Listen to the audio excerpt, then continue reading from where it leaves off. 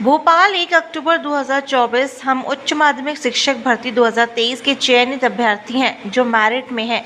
ऐसे 100 से अधिक अभ्यर्थियों को जनजातीय कार्य विभाग तथा स्कूल शिक्षा विभाग लोक शिक्षण संचालनालय के द्वारा नियुक्ति से वंचित किया जा रहा है।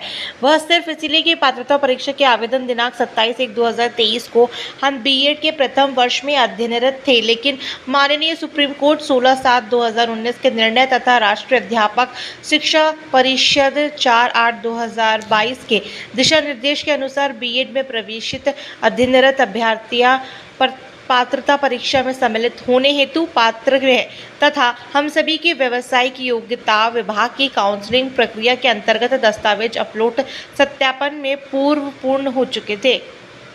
हाल ही में 12 एवं 13 सितंबर 2024 को कार्यालय आयुक्त जनजातीय कार्य विभाग ने अभ्यर्थियों को व्यक्तिगत रूप से एक पत्र जारी कर 23 एवं 24 सितंबर 2024 को समक्ष सुनवाई हेतु साक्ष्य के साथ बुलाया था।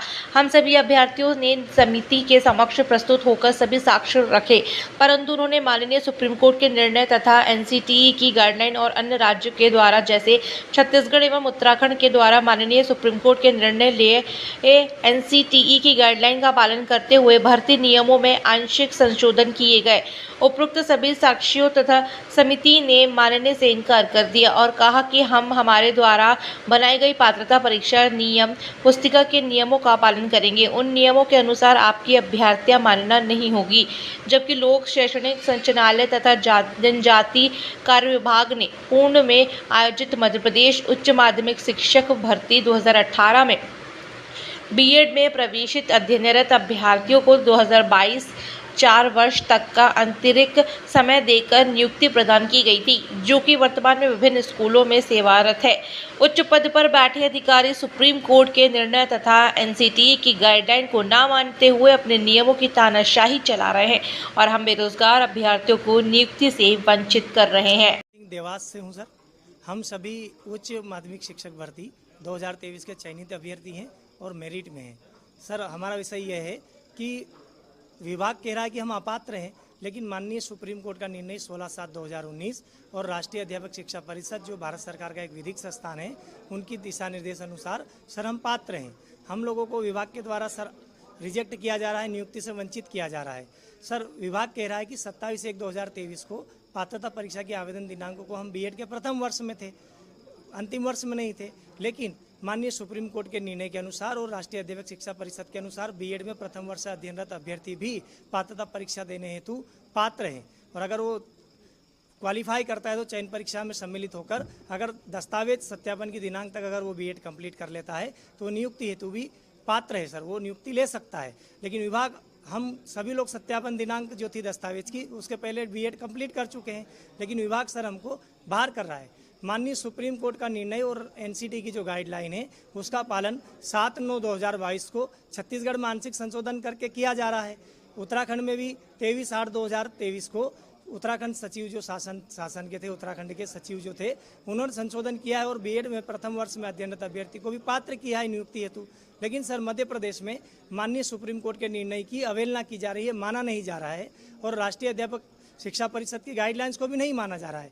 एक तरफ तो विभाग कहता है कि जिन लोगों उन्हीं कॉलेज वाले विद्यार्थी को लेना है, महाविद्यालय से पढ़े हुए को जो एनसीटी से मान्यता प्राप्त है, वहाँ तो वो मान रहे हैं, लेकिन सर इधर जब उनका नियम है कि बीएड में प्रथम वर्ष में अभ्यर्थी भी पात्र हैं, उसको सर नहीं मान रहे हैं। विभाग में जो बैठे लोग हैं सर, अधिकारी है, वो अपने नियमों की तानाशाही चला रहे हैं। जब हमने उनको साक्ष्यों के साथ अधिकारियों को बताया तो उनका कहना है ये मध्य प्रदेश है, यहाँ हमारा मध्य प्रदेश में दूसरों राज्यों के संशोधन हम क्यों लागू करें, हम हमारा मध्य प्रदेश हमारे हिसाब से चलाएंगे, हम हमारी नियम पुस्तिका के अनुसार भर्ती करेंगे, हम कोई संशोधन नहीं करेंगे और आपको रिजेक्ट करेंगे, ऐसा सर विभाग के द्वारा कहा जा रहा है। हमने सभी को आवेदन प्रतिवेदन दिया है सर। हम लोगों ने विभाग में बैठे सभी अधिकारी, माननीय मंत्रीगण, शिक्षा मंत्री जी जो है, जनजाति कार्य विभाग के मंत्री जी है, माननीय मुख्यमंत्री जी को भी हमने अवगत कराया है, लेकिन सर अभी तक हमको कहीं से भी सकारात्मक उत्तर नहीं मिला है। सर हम बेरोजगार अभ्यर्थी हैं और मध्य प्रदेश में बेरोजगारी सर एक सबसे बड़ा मुद्दा है। एक तरफ तो सरकार कहती है कि हम रोजगार देंगे, 1 लाख को रोजगार देंगे, 2 लाख को रोजगार देंगे, लेकिन सर हम विभाग की शर्त के अनुसार ही पात्र हैं, उसके बाद भी सर हमको नियुक्ति नहीं दी जा रही है, तो सर बेरोजगारी कहाँ से कम होगी। सर पिछली भर्ती की अगर हम बात करें सर 2018 की, उच्च माध्यमिक शिक्षक भर्ती 2018, उस समय इन्होंने 4 वर्ष का अतिरिक्त समय दिया अभ्यर्थियों को, जहां 25/9/2018 को डिग्री कंप्लीट मांगी गई थी, 29/9/2022 तक बीएड कंप्लीट करने वालों को भी नियुक्ति दी गई सर। हम सर विभाग से कह रहे कि जब पिछली बार 4 वर्ष का अतिरिक्त समय दिया गया था, तो हमको सर 4-6 महीने का समय दे दीजिए। हम तो सत्यापन दिनांक के पूर्व कंप्लीट कर चुके, दस्तावेज काउंसलिंग में भाग लिया है, लेकिन अब वो हमको बाहर कर रहे हैं। सर हम लोग कड़ी मेहनत करके 20 साल की पढ़ाई करके यहाँ तक पहुँचे हैं, और सर हमारे बिल्कुल मुंह का निवाला हमसे छीना जा रहा है। हम भर्ती परीक्षा में भाग लेकर हम पात्र हैं, हम चयनित हो चुके हैं, लेकिन हमको नियुक्ति से वंचित किया जा रहा है सर।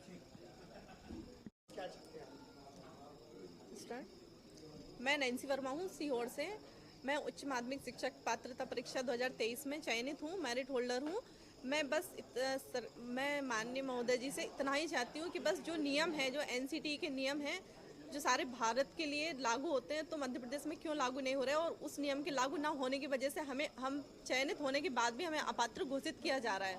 हमारी मांग यही है, हम कोई बहुत बड़ी मांग नहीं कर रहे कि बस जहाँ आपने 2018 में 4 साल का रिलैक्सेशन दिया था, वहाँ हम 4-6 महीने का रिलैक्सेशन मांग रहे हैं।